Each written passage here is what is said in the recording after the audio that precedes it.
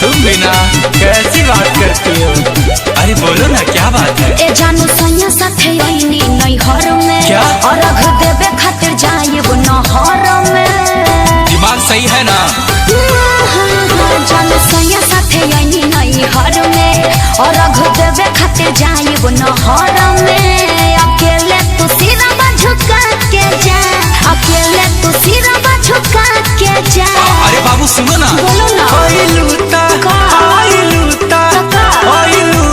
दर्शन पाके जा, मैया प्रसादी खाके जा।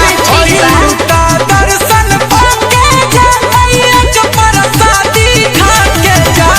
तू तो अपना राजा जी के भी संग खा ले।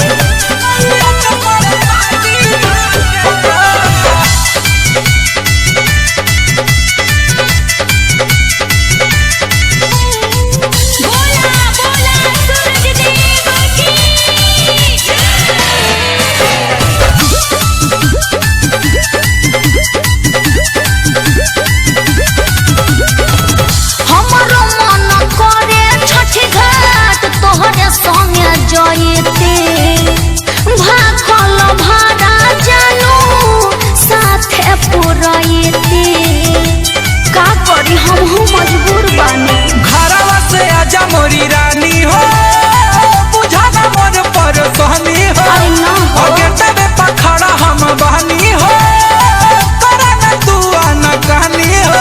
सैया बड़े साथे कैसे मिले आगे, जदि पूछी है तो का हम बताए।